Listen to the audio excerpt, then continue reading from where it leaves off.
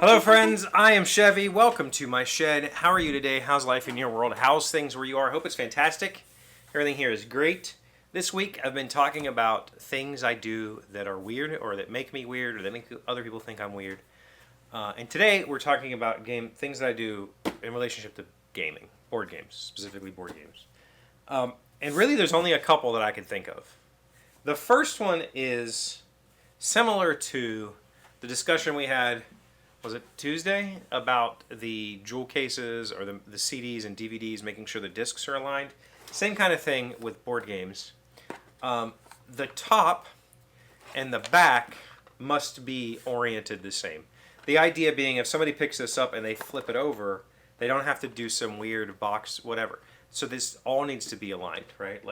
And if it's not, that's insane to me. You're insane if you put the lid on upside down and backwards, because nobody flips anything over like this, right? And so you're just, what are you doing? What are you doing with your life if you're putting the box on upside down and backwards? That's weird.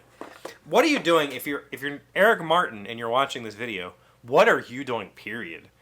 If you don't know, Eric doesn't put his components away. He just shuffles everything into the box and puts it away.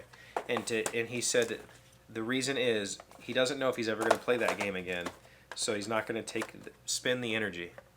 It's like, this might be the last time I play it. Wild. Similarly, putting the lid on, putting the rule book in, it needs to be facing the same as everything else, right? You can't just put this in upside down and backwards. That's bizarre. Who does that? Who?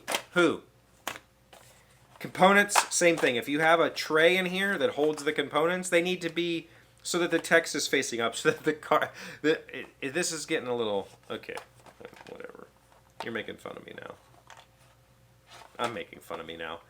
Components need to be facing the correct way, so that when you open the box, you look at it and you go, yeah, that's all correct. I didn't pre-screen these either. This is just a test. Undaunted Normandy, y'all, the back is correct. Rulebook is correct. What if I open this up and so this is okay. This is a good chance to talk about this. Sometimes if you have a lot of bound books like this, I will put the back book backwards, and that makes sure that they are evenly thicknested. And you know how when you have stapled stuff, sometimes you'll get like a big thick side and a thin side? I will stagger these. So if you have a game that has a bunch of stapled books, it's okay, as long as the top one is facing the correct way, and as long as the back one can be flipped this way. If you put it in some other weird way, you're a monster. You're an absolute monster. This one my friends think is stupid, but I've always done this. When you have cards that come in these cellophane wrappers, I always keep them because they hold the cards in the box. If I'm not sleeving the game, this is a perfectly sized wrapper for these cards, and all you have to do to put them away is take like the front and back card, put them in the sleeve, spread it, and then you can slip the whole deck in, and those two cards will shoehorn the cards back in here, and now these aren't flopping around in a box getting lost, because these trays that hold all this stuff, they never work that way. They just don't, especially for cards. These cards will be everywhere, but with this method of saving the cellophane, it works just fine. The last thing that I do, this is just something that annoys the hell out of everybody ever who's never played a card game, is I hand shuffle. I'm a hand shuffler. I've been playing card games my entire life, since Magic the Gathering was a thing, since 94 or 95. I've been playing card games, and so hand shuffling, I guess it's maddening to some people, but it is something that I do a lot. And I'm sorry for everybody in games where it doesn't matter. In fact, I would say in most games it doesn't matter. In most games, nobody's clocking my hand and trying to guess what I'm going to play because of where it's positioned. That's typically what hand shuffling is for. It doesn't matter in any game that I play, but I still it's just a habit. When I have cards in my hand, I have to hand shuffle. I don't know why. I'm sorry if I do that. I also played a ridiculous amount of poker. So if we're playing anything that has where I get to have a stack of, say, units, I will try to shuffle them for the entire, and I'll never succeed. With these light cardboard components, it's practically impossible to shuffle them, but I will attempt it, like, a lot. And that drives people crazy. I don't think that makes me weird. That just makes me a jerk. What do you think? Those are the only things I can think of for board gaming. Like, I think I'm a pretty normal board game player. I don't have...